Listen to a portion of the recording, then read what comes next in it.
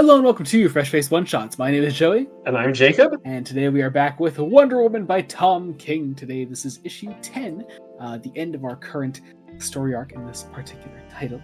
But also 10 issues in, and I don't know, I felt like this was probably the best transition we've had from like one arc into the next. I mean, this is only the end of our second arc, really. But I feel like I could really feel the momentum of this series like really picking up here, especially with the involvement of the Wonder Girls and the Cheetah in particular in this issue. I'm super excited, and I really, really enjoyed this issue. And it says it also felt like the arc was ending, if that makes sense. Like yeah, well, yeah, because it was more that with the last one, it was that fight that led directly into the sacrifice story arc here. Yeah, but this one I think this actually almost, it says sacrifice finale, but it feels almost more like an epilogue to it.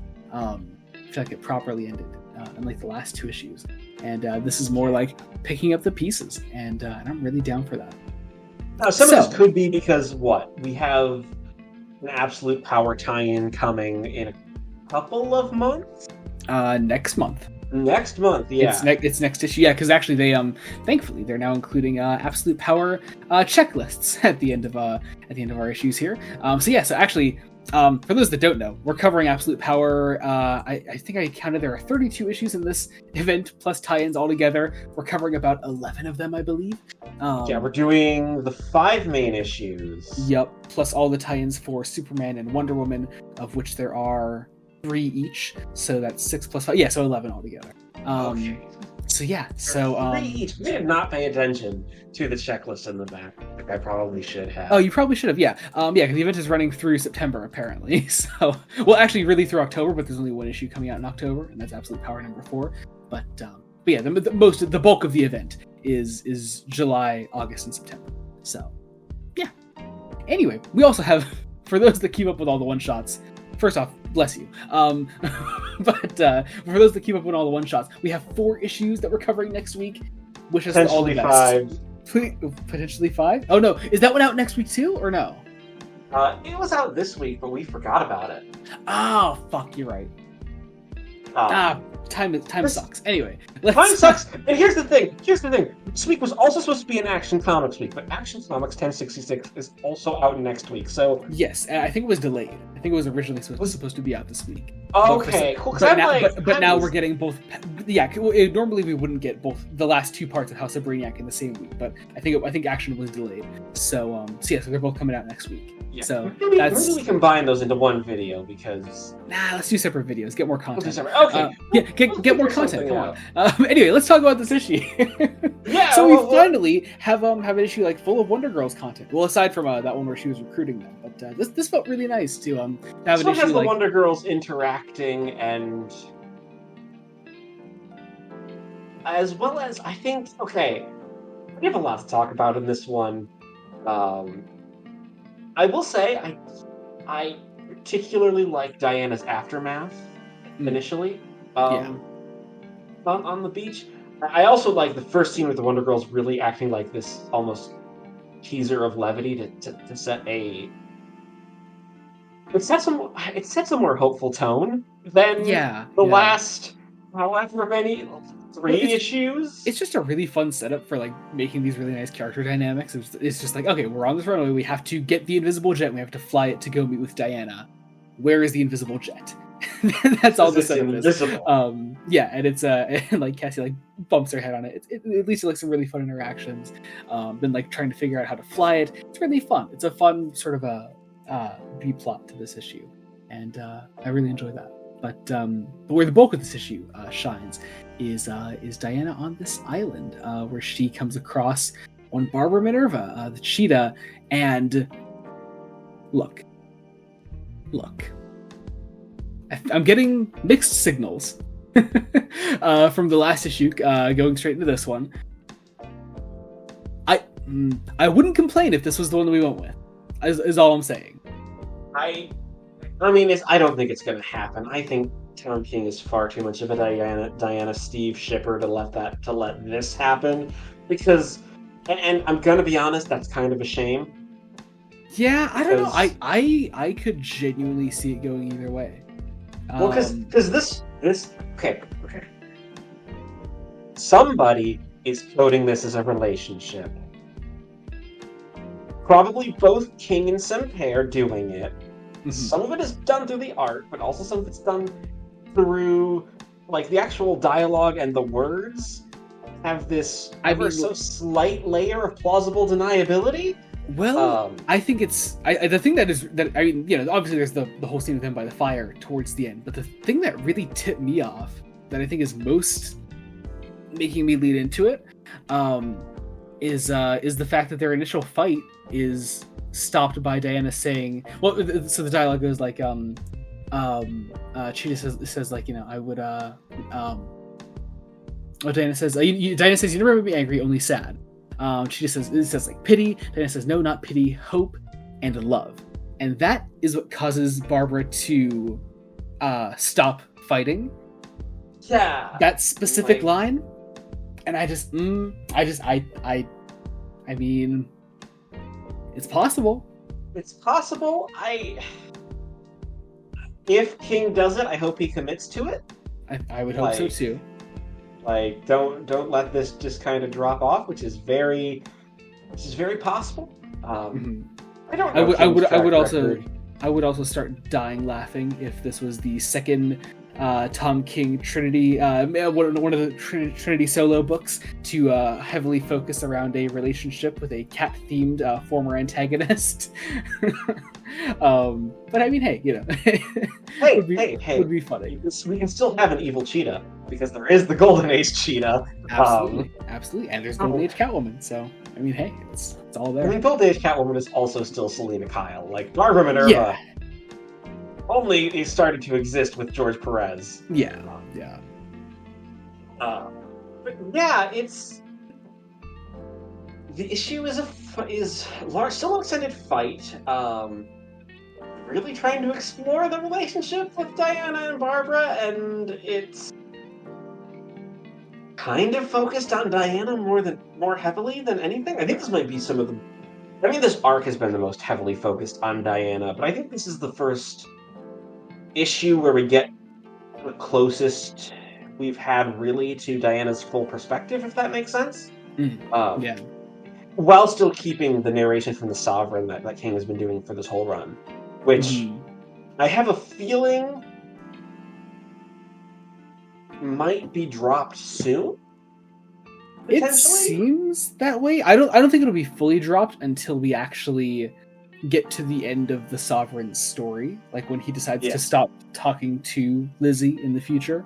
And I'm wondering. I know we're probably gonna have a break for the next 3 issues or so because of. Yeah, we got to figure out some absolute power tie-ins. shit. So yeah, we'll figure all that out. I think this is the first time since we started One Shot that an event is properly putting an arc on hold. Like, it kind of happened with Night Terrors and Superman. I mean, yeah, Superman, we were left with a pretty big cliffhanger for 2 months straight. Superman didn't really feel like it lost momentum, whereas I feel like this could feel like it's losing momentum. Maybe, although it is useful at least that, like, whereas with Night Terrors they made totally separate one-shot 2-part miniseries for each of those titles. Like here, these are actual issues of the main titles, tying into Absolute Power, that I think could be much more significant going forward. But we'll see next month. The only thing I could really hope for is that World's Finest continues in the back of stories. So I don't know if it will. I don't know. It might. It might not. Who knows? I will say, I don't think we actually talked enough about the Wonder Girls character dynamics, like Donna being kind of headstrong and ejecting herself from the invisible jet, Cassie being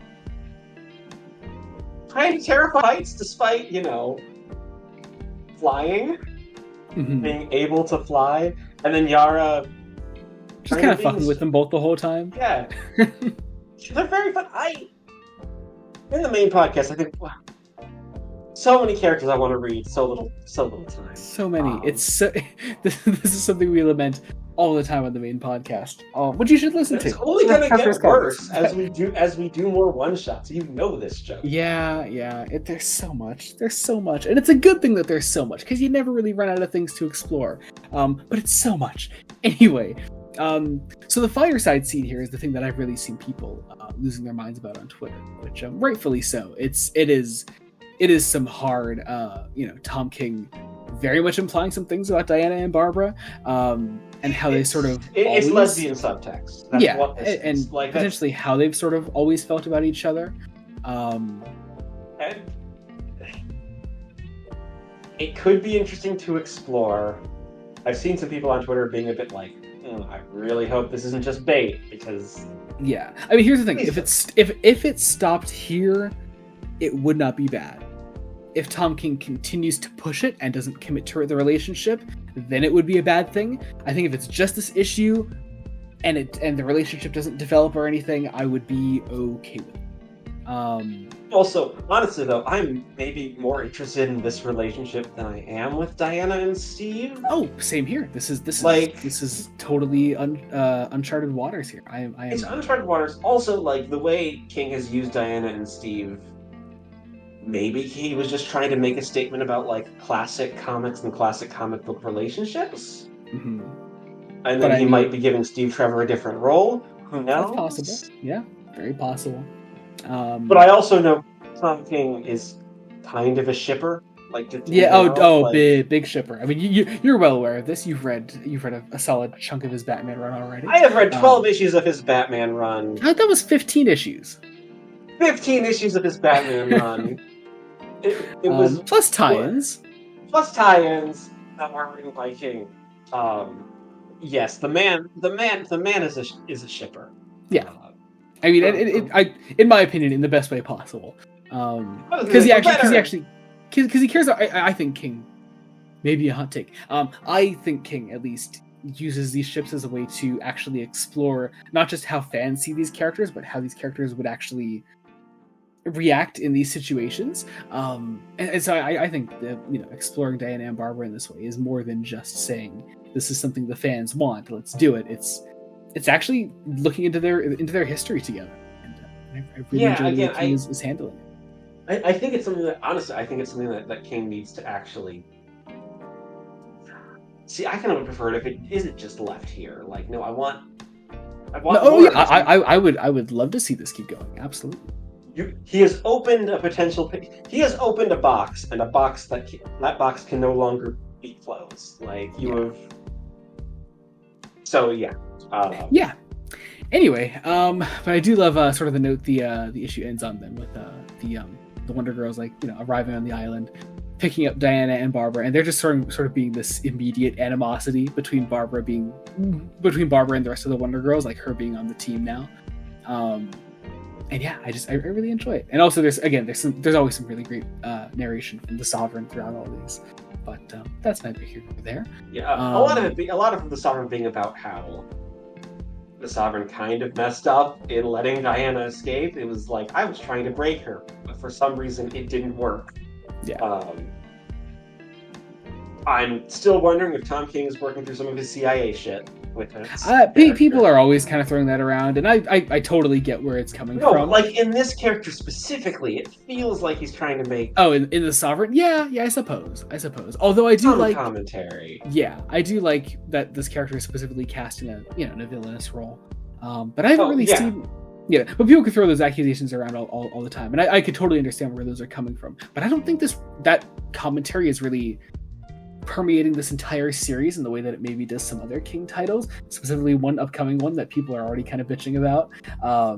But yeah, I mean, I like the way it's being used in the Sovereign personally. But anyway, I think we do have a World's Finest to discuss. We do have a World's Finest, and I could not love the payoff to this one more. So Lizzie is trying to learn how to fly a kite. Here's the thing. I called it from the first panel. I'm like, I didn't. I'm mad I'm mad at myself that I didn't catch it, and I feel like I should have. I'm not a true Tom King fan. I know Tom King loves Kite Man. I didn't think he'd bring Kite Man into the World's Finest, but now I love World's Finest even more. but whatever. So Lizzie's trying to learn how to fly a kite. John and Damien are trying to help them in their own respective ways. I do especially love the one scene with Damien explaining to her the futility of it all and the story of Sisyphus. Damian Wayne trying to explain Albert Camus' The Myth of Sisyphus to a 4-year-old. I mean, what more could you want, really? I mean, it's especially weird for me because I've read Camus. I'm sure you have. Camus was great. Don't try to explain it to a 4-year-old. Also, I don't think you entirely get it.